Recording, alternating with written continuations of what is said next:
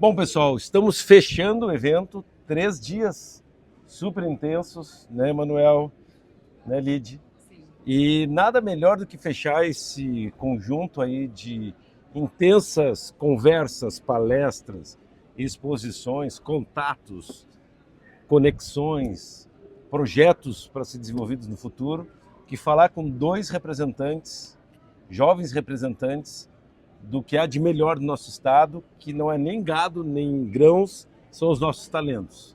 Temos de um lado aqui o Emanuel, representando a Universidade Federal de Santa Maria, que vai contar um pouquinho da sua proposta de valor e do seu negócio. E depois temos no nosso lado aqui a Lidiane Eloy, que é CEO da Graze, né? Que também faz parte do Tecnopuc Celeiro. Nós queremos ver da percepção deles o que eles sentiram nessa atmosfera de 3 dias de intenso contato com os hermanos uruguaios, mas não só uruguaios, argentinos, paraguaios e de outras nações que frequentaram este ambiente. Vamos começar com as mulheres? Então, Lid, me fale um pouquinho sobre a tua experiência, a tua percepção inicial, né, desse evento que tu participasse. Muito importante citar através do apoio do Sebrae, né, que é nosso grande parceiro. Bom, Vilvoc, é um prazer estar conversando contigo novamente.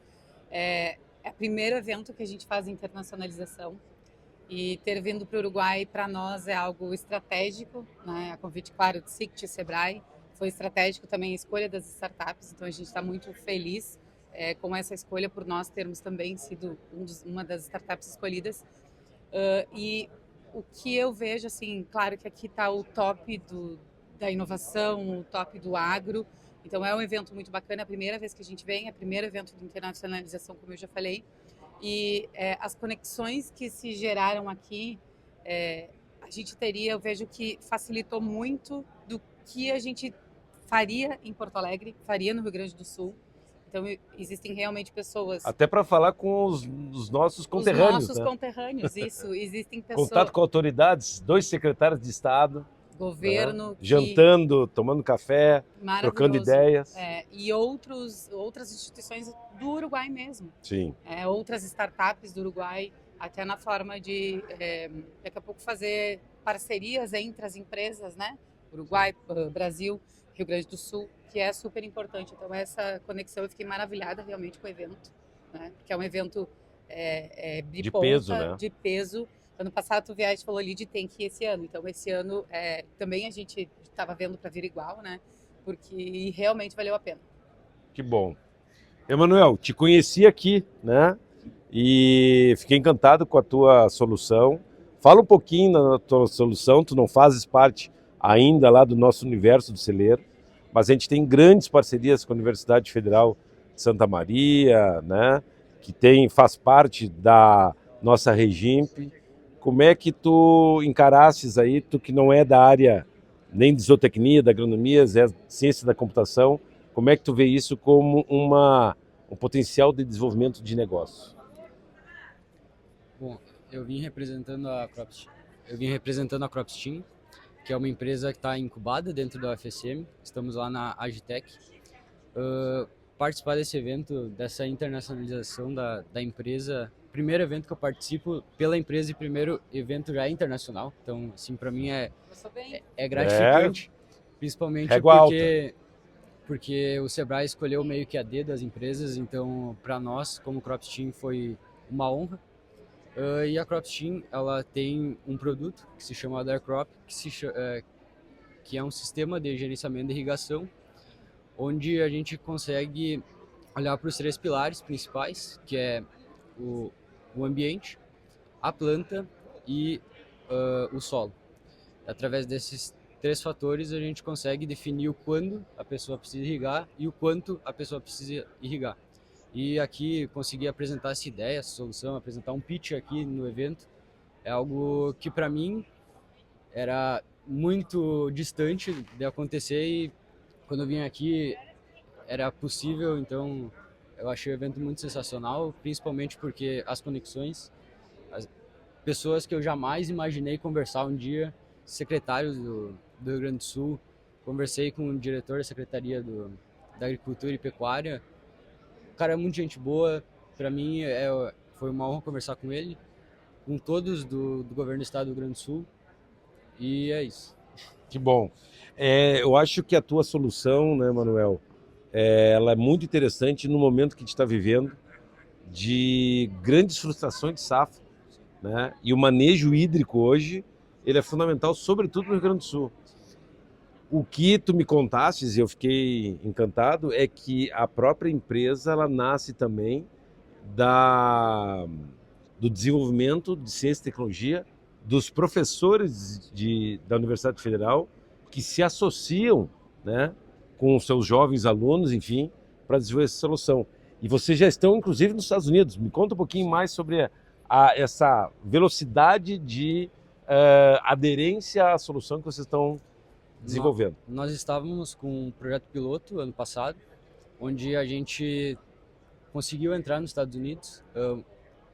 Estávamos com uns 15 pivôs sendo monitorados, e aí nós estávamos tentando entender qual que era o objetivo deles e tudo mais. E aí esse ano, agora nessa safra, a gente quer entrar com tudo, entrar forte. E os Estados Unidos é um país com muitos pivôs e tudo mais, principalmente a região de Nebraska, que é uma região muito forte nessa questão de irrigação. E sobre os professores, a gente tem uma grande parceria com o professor Nereu e o professor Alencar, que estão ali na frente da equipe Field Crops e estão nos auxiliando tanto na parte de modelagem, tanto na parte de conexões também, internacionalização e tudo mais. Que bacana. Lide, uma coisa que aconteceu assim, que só eventos dessa natureza proporcionam, nós estávamos conversando no teu stand ali com o Sebrae e de repente aparece um senhor uruguaio, né? E ele comenta a questão da possibilidade de fazer uma conexão com a startup que ele está desenvolvendo. Então, queria que tu comentasse um pouco sobre que tipo de perspectiva numa complementariedade já binacional. De repente, há uma parceria binacional com o apoio do INEA, que é o Instituto Nacional de Investigação Agrícola, que é a Embrapa do Uruguai, né, que está fazendo essa sustentação desse projeto junto com o Banco Interamericano de Desenvolvimento, o BID, né? Qual a perspectiva de repente vir aqui e já ter um sócio internacional para desenvolver uma solução que vai mais além do que a Grazing hoje se propõe, né? E fala um pouquinho da Grazing, né, para quem está escutando aqui também, o que tu propões fazer com o teu projeto. Tá bem. Respondendo a primeira pergunta em relação a conexões, né? A gente conversou com ele e o que a gente tem, nós temos, mas tem várias coisas que a gente pode agregar hoje na Grazing, no nosso produto, que a gente não precisa fazer tudo sozinho. Então, quando tem outras empresas, outras startups que já fazem, como é o caso dele, por que não unir, né, esses dois produtos que são diferentes, transformar num só, onde os dois se complementam? Então, isso é muito importante. E aí, claro, com uma conversa também com o INEA, porque ele também passou por um processo de validação pelo INEA de um produto dele. Então, é maravilhoso, assim, essas conexões que a gente faz, né? Que a gente tem o contato, agora a gente vai estreitar mais ainda as relações para ver se a gente faz aí uma parceria. E para nós é muito importante estar aqui, porque o Uruguai, então o Grazing, né, e complementando a resposta também, o Grazing é um aplicativo para monitoramento de pastagens. Então hoje a gente tem soluções para 3 soluções, que é quantos animais colocar em uma determinada área, por quanto tempo, né, quantos dias deixar, quantas horas, enfim, e a questão da suplementação. Para pecuária de corte, leite, diferentes categorias. E nesse monitoramento a gente conseguiu, que lançamos no final do ano passado, uma nova versão, com a altura automatizada do pasto por sensoramento remoto. E justamente a pastagem natural que temos aqui no Uruguai, temos também na Argentina, assim como no Rio Grande do Sul, é o nosso melhor modelo dessa altura. Então, com uma diferença de mais ou menos 1 centímetro. Isso é muita precisão. Tem uma precisão gigantesca, quase que 100% nesse modelo de campo Isso nativo. permite ganhos de produtividade? Permite ganhos de produtividade. De até mais ou menos... No campo nativo a gente tem uma comparação média entre um pasto que não é bem manejado com o bem manejado, média, né, podendo ser maior ou menor, dependendo da tecnologia e da tecnificação da propriedade, em torno de 280%. Imagina. Né? Então mais do que compensador o uso da tecnologia. E o mais interessante é tudo isso produzido de forma sustentável. Né? Então a ideia surgiu justamente para isso, aumentar a produtividade, rentabilidade do produtor, e também pensando sempre na parte sustentável, na parte de sustentabilidade do campo.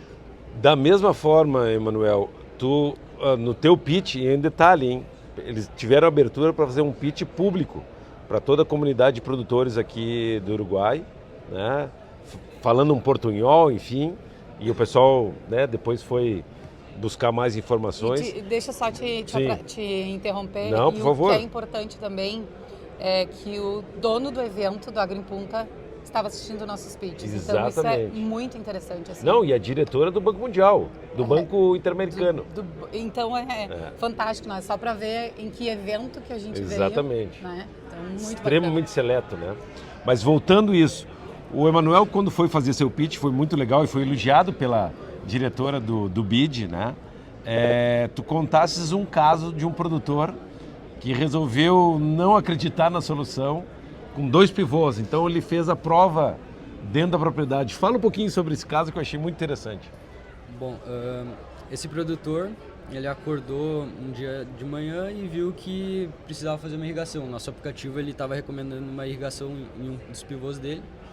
E aí ele foi lá ver no pivô e aí ele até gravou um vídeo falando que estava muito úmido, não precisava irrigar, porque não fazia sentido. Ele mandou cortar a irrigação, não fez a irrigação, e aí no pivô do lado, um pivô com 2 dias de data de semeadura de diferença, ele acabou fazendo a irrigação. A história é que ele acabou colhendo, por causa de uma irrigação mal feita, que não foi feita no caso, ele acabou colhendo 21 sacos de soja a menos por hectare, dando um prejuízo de $38 mil, aproximadamente R$200 mil. Então, assim... Deve estar chorando até agora. Provavelmente. E provavelmente passou a ser o maior defensor hoje da solução que vocês estão aportando. E nada melhor, eu acho que essa é uma questão importante, né?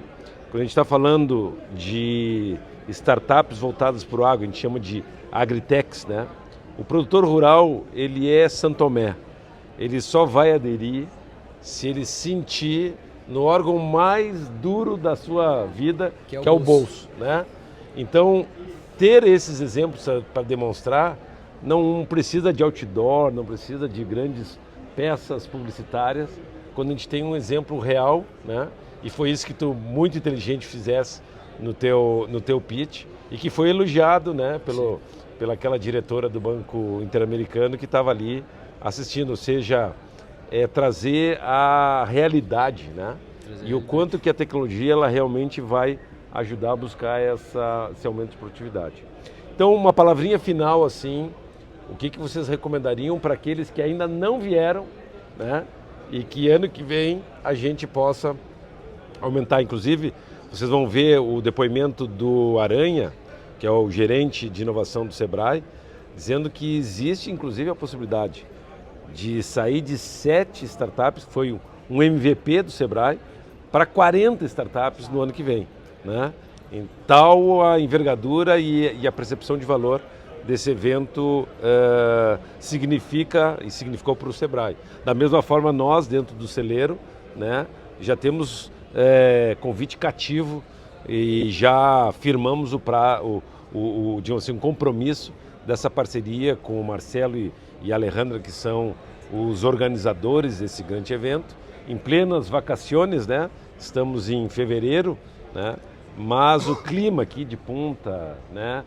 O ambiente também faz uma diferença, o ambiente todo climatizado, ou seja, quase mais de 30 graus lá fora, e nós aqui confortáveis, passando frio, né? Passando frio inclusive, né? O ambiente todo arcapetado, ou seja, realmente olhando para aquilo que a gente está acostumado no Brasil em termos de feiras agropecuárias, né? O pé na lama, como a gente fama, né? Aqui parece que a gente está num evento, sei lá, de Anhembi Morumbi, coisas assim de muita qualidade de recepção e de serviço agregado, né? Então, recadinho final para que outros colegas como vocês possam se empolgar a vir e frequentar isso ano que vem. Assim, o evento aqui é focado em criar conexões, criar parcerias, criar negócios. Aqui é um evento totalmente diferenciado, não só conexões com o Uruguai, tinha pessoas dos Estados Unidos, tinha de outras regiões do mundo. Então, assim, é um local para criar conexões, para conversar. E dá para vir de carro, né, cara? Dá para vir de carro e tá em Punta, né? É um lugar muito bonito. Legal. Lid, o que tu acha? VOC, o que me surpreendeu, além de várias coisas, né, que eu já comentei, é a questão de que nós estávamos conversando ontem que não tem crianças. Então é business, é negócios. Não tem colégios visitando. Né? Não tem colégios visitando, não tem excursões. Nada contra, né? Não. São características bem diferentes. É uma feira com outro propósito, né? Não para tem animais, gerar então negócio. É negócio. Isso, não tem animais, não tem muitas exposições de grandes tratores. Né? Tinha rodeio, mas era... Remate. Todos os dias remate, então muita coisa acontecendo e vale a pena estar aqui. Outra coisa que é fantástica, um churrasco no segundo dia, né? Um churrasco gratuito para todo mundo, um sunset com vinho, churrasco, então carne, que eu acho que isso também é muito bacana.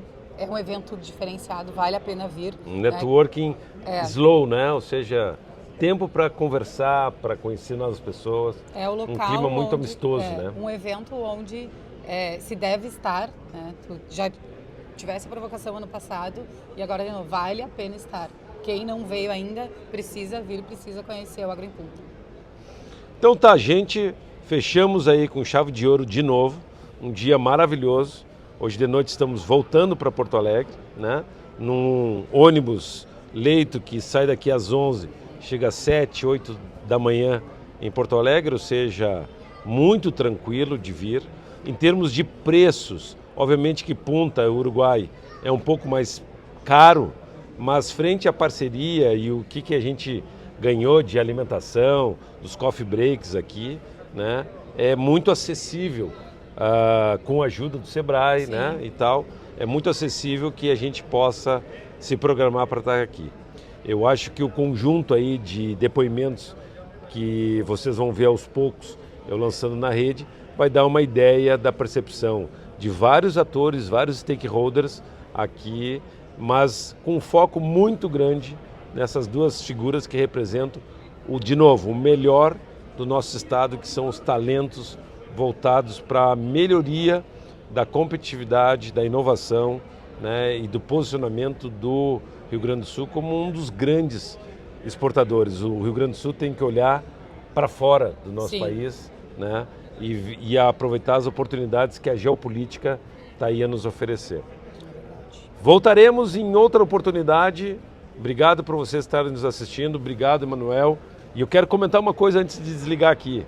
Os dois foram meus cinegrafistas para os depoimentos que eu coletei nas horas vagas. Eles também participaram ali no back-office, me ajudando a fazer esses registros, que é importante até para fomentar e estimular a vinda de vocês para esse evento que, de novo, é um dos eventos mais interessantes numa agenda anual, né, para quem está interessado e para quem está vocacionado para gerar negócios no agro. Grande abraço, hasta luego, hermanos, muchas gracias a Alejandra e Marcelo por toda a calidad, toda a hospitalidade muito típica de Uruguai e del pueblo hermano uruguayo. Hasta luego. Tchau.